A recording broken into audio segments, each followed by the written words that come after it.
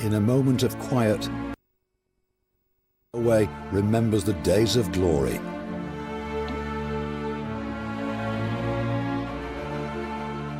She was rescued and restored by volunteers, for this engine is something very special. In their time, she and her class were the undisputed masters of the East Coast Main Line.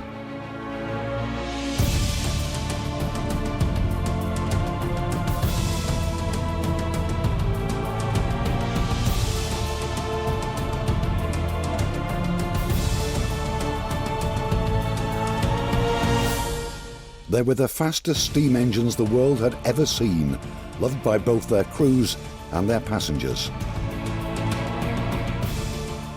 Built in Doncaster with genuine pride, the A4 Pacific class 35 world-beating engines.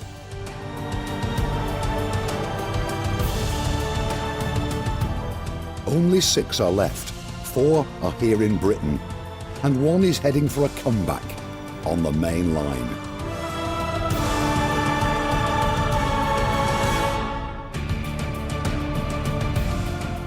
But not without a lot of work. So Nigel Gresley is more than 70 years old. To keep her going, she needs a regular overhaul. This one's taken 4 years. Well, it's a colossal job, because as the locomotives become older and older, you get metal fatigue, and you've got to check more parts, and there's some very strict rules to work to them, because this engine is certified, or will be again, to run on the main line. Everything's got to be absolutely, in layman's terms, spot on. Gresley is back at work on the North Yorkshire Moors Railway. Now there are plans to recapture her days of glory.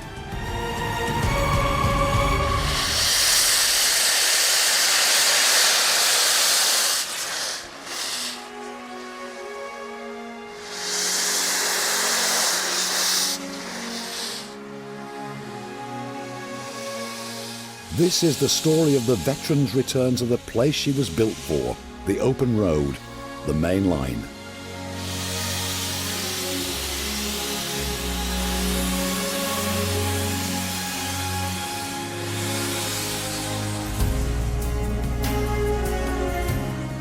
It's festival time on the Moors Railway.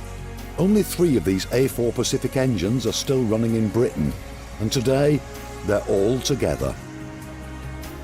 We've got 8 engines running this particular weekend, all from the London and North Eastern Railway. That in itself is a bit of a first in railway preservation, really since the days of British Railways in the 1960s, to get all these 8 engines together, both the magic sight and the magic sound. The centrepiece of these 2 weekends was always going to be the 3 A4 Pacifics, our own Sir Nigel Gresley here, Union South Africa down from Scotland, and Bittern coming up from Hampshire.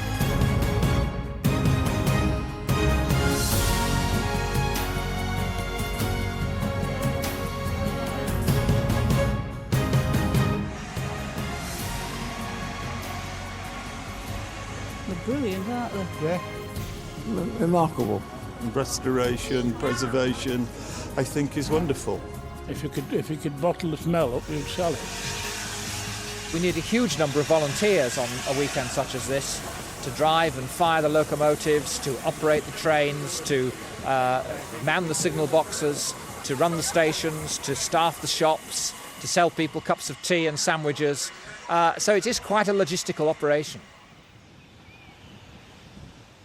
Big engines have big appetites. For coal and water, of course, but also for money. Keeping a classic on the rails is not cheap.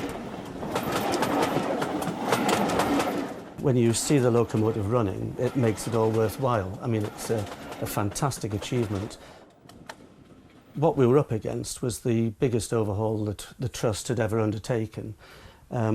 And so we ended up with an £800,000 overhaul that we couldn't have done without the help of the Heritage Lottery Fund, which we got £322,000. But also, throughout all the years that the locomotive was out of traffic, and still today, we're receiving many, many donations of £5, £7, £10, which, you know, we are entirely grateful to the members who make those donations to us, because without that, you know, the locomotive wouldn't run. the romance of steam has a call far beyond the circle of enthusiasts. 300,000 people a year ride the North Yorkshire Moors Railway, and there are dozens more heritage lines all over the country.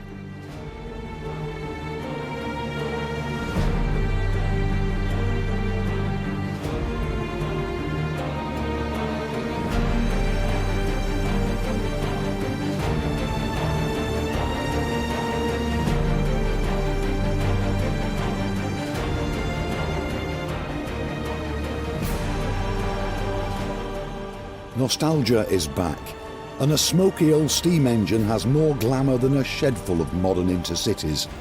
Ask any driver. It's an LNER's fan's dream to have 3 A4s together, 3 of the most wonderful machines in the world, and there's only 6 left, and they're far better than anything that anybody else ever built.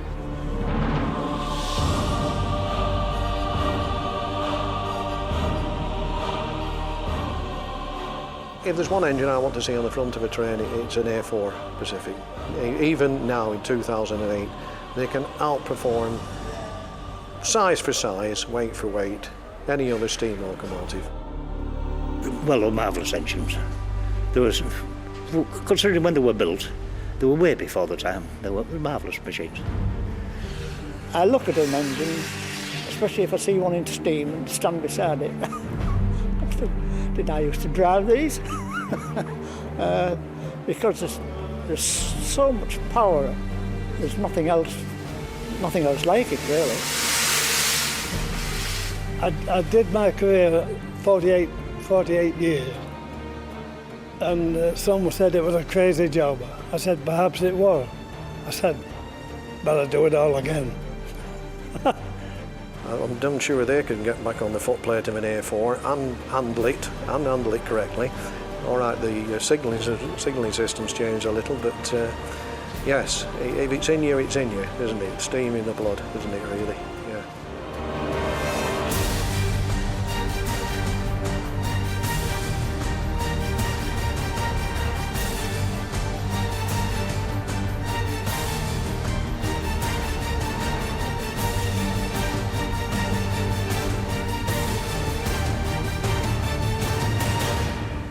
In the world of steam, the high-speed A4s are the elite. But this line's just 18 miles long, with a top speed of 25 miles an hour. So Gresley's like a racehorse kept in a backyard. That's why the Moors Railway want to give her a chance on the Mainline. It's what she and her class were built for. They were designed to run up and down the East Coast Main Line at speed, and whilst it's wonderful to have the locomotive here, from my point of view as the General Manager of the North Yorkshire Moors Railway, I'd be delighted if the engine was running every day just between Pickering and Gromont. But I do recognise that there really is something rather special about seeing an engine such as this running across through the Vale of York, running over its old stamping ground down to London and up to Edinburgh. There really is a particular magic of that, and I think it's very understandable that people will want to see that, as well as being able to come and travel on the engine here, see it at close quarters between Pickering and Gromont. A classic engine has to be thoroughly tested before she's allowed to run on the railway network. In the good old days, of course, it wasn't that hard. I used to run it up and down on a half-mile piece of track, probably for a week, and everybody came. The boiler examiner came, and the mechanical engineers came. They gave you a certificate, and then just hook onto a rake of coaches and go on a test run. Everything was all right, that was it, you were back on. Now that has all changed because the amount of paperwork is absolutely astronomical. Some of it was necessary, right? But it really has gone overboard. It's a paperwork exercise beyond belief. You're my thrill, you do something to me. A steam train is a powerful cocktail of fire, glamour and romance. Run her through a superb landscape and you've got a commercial winner. A new golden age of steam. How my pulse increases, I just go to pieces when I look at you, 'cause you're my thrill. You're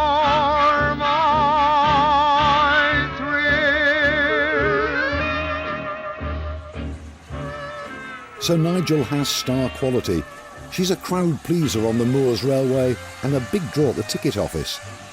But to make it back to the main line, she'll need to pay her way. There's a lot of money at stake.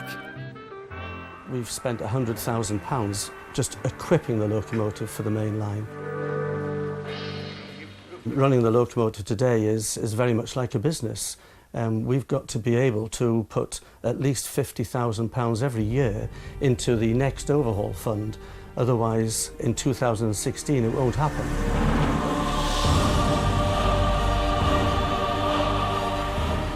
Going back onto the main line, it is completely different. It has a very special attraction, but at the same time, it is much more difficult now to run out there than it was 20 or 30 years ago.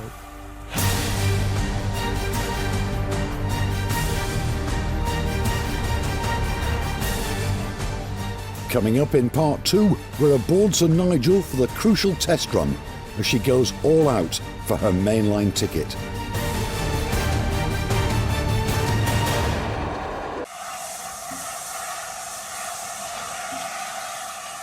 This is the day of the big test.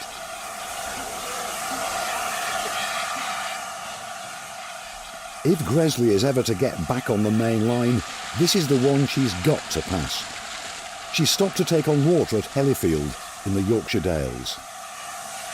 The purpose of today's run is purely and simply to do a loaded test run, which is part of our certification. This is the final hurdle.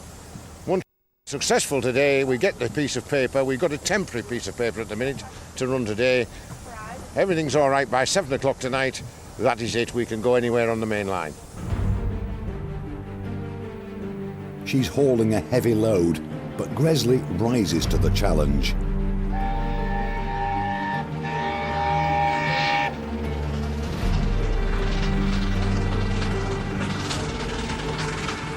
Incredible load, really. It's 550 tonnes because we've got the diesel on the back, which isn't doing any work, of course. That's a safety precaution because it is a test run. Yeah, it's an incredible load.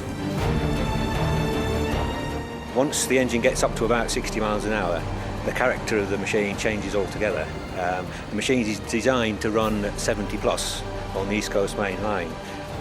And that's really, when she gets up into the 60s and 70 miles an hour, that's when she sort of settles down and really starts to operate the way she was designed to.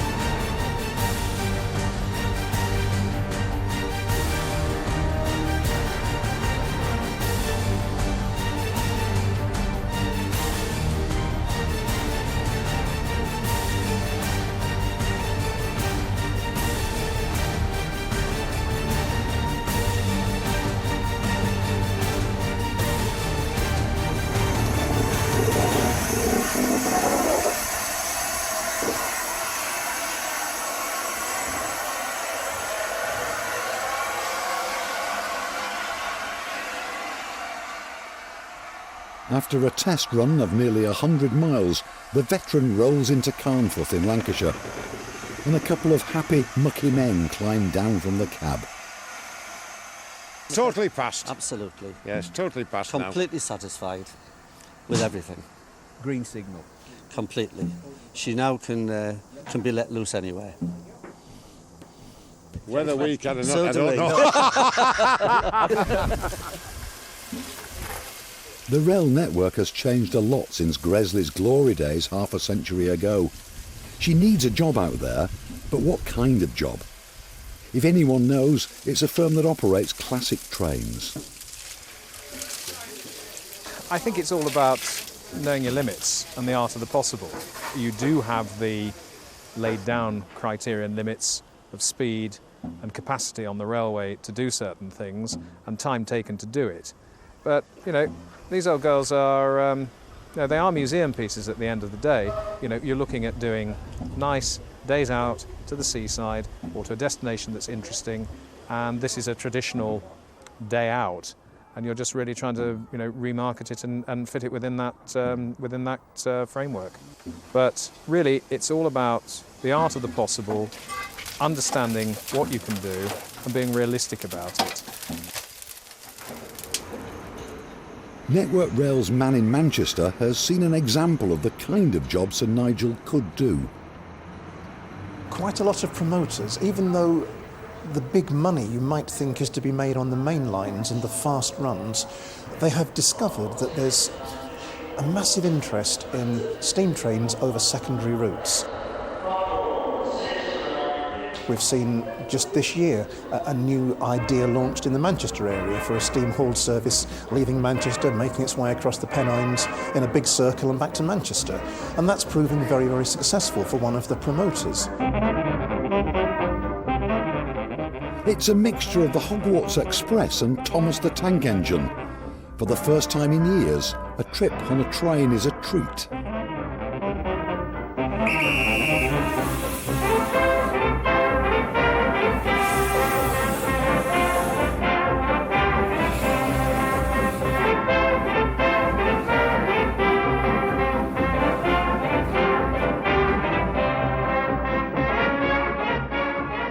It's gone down really, really well.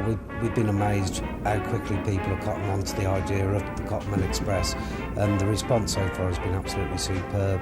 Out of the trains that we've run in January, February, March, April, May, June and July, 5 have been complete sellouts, so we're absolutely delighted with the response. Cheers. The passengers have paid good money to travel in style. They want the steam experience made easy. This is not a train spotter's marathon. Some of the trips do tend to go on a long time. You've got to be really hard and enthusiastic to go on them because you can have 7 or 8 hours with only short breaks, and if you're up early and back late, it makes for a long day. The man from Network Rail reckons trips like this could be one way ahead for Sir Nigel Gresley. It's not fast. It's got some exciting scenery. It's the dramatic Pennine Hills, and that involves some interesting climbing, interesting work by the locomotive. But it's away from the big main lines onto the smaller secondary lines. And even though it means keeping its head amongst the Transpennine trains, we can do that. And I'm quite keen to see more of this encouraged. I think the main lines are going to become increasingly difficult, certainly as we see the service levels increase on the West Coast Main Line, as the Pendolino services intensify and become faster and faster. Finding paths for steam hauled trains gets more and more difficult. There's enormous attraction in, yes, steam hauled at 75 miles an hour for mile after mile after mile, and Network Rail has no wish to bring an end to that. We will continue to make that possible where we can. But what we really want to do is help people to look for the sensible solutions.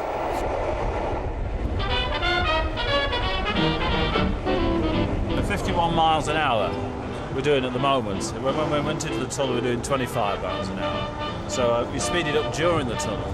And as we're coming out the tunnel, obviously we're going downhill into Huddersfield.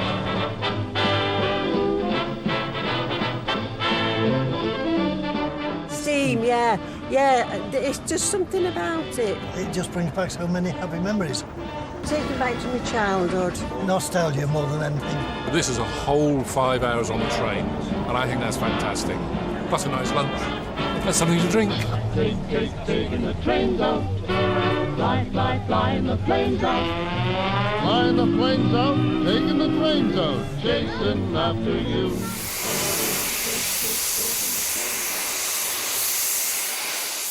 One of the difficulties that everybody faces in bringing a steam train onto the network is the problem of where you get your water along the line of route, because of course back in British Rail days when steam trains went everywhere, there were water facilities everywhere, and steam train operators today and the locomotive owners have to be very, very innovative and resourceful.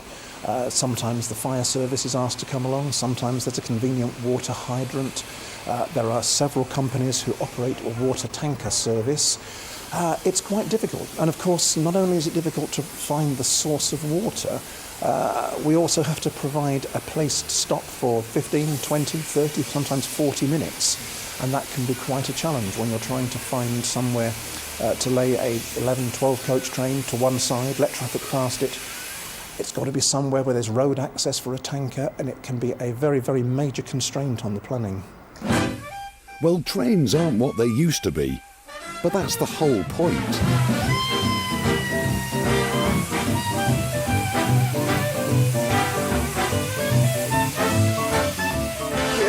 tender over there.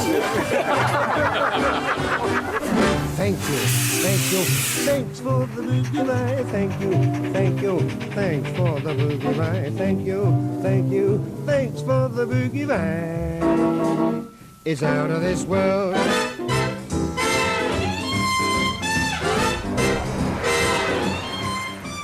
The Cotton Mill Express trundles back into Manchester from a 100-mile round trip, across the Pennines with champagne and steam. An old-fashioned grand day out.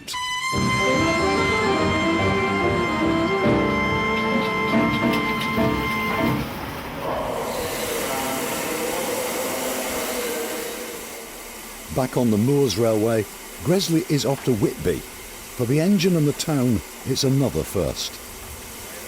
Very significant day indeed, actually. It's the first time an A4 Pacific's ever gone into Whitby. The problem is that the curves are too tight, so this is a one-off today and a one-off tomorrow. But we can't do it regularly. Another milestone day, believe it or not. We're getting a few lately.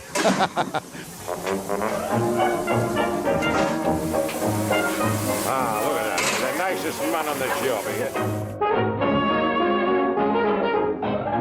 It's a publicity trip to launch the railway's new season.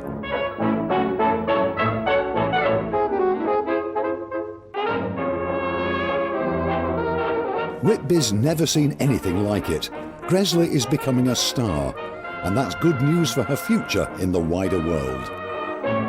Wonderful, isn't it wonderful? Yes, I mean, it gets Whitby Station known, and hopefully they'll all come back and ride on the train some more.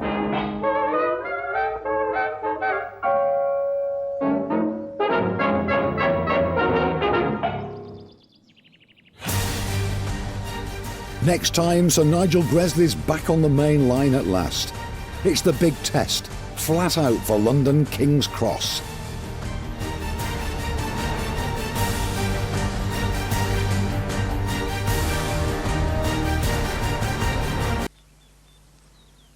Yes.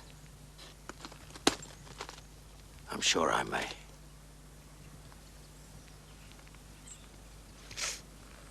It's cold.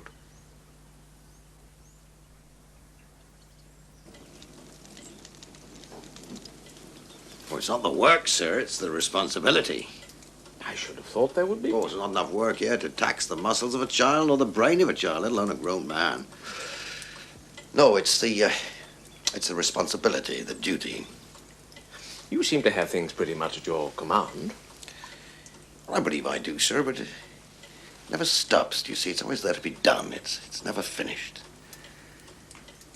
And these months of late, Yes?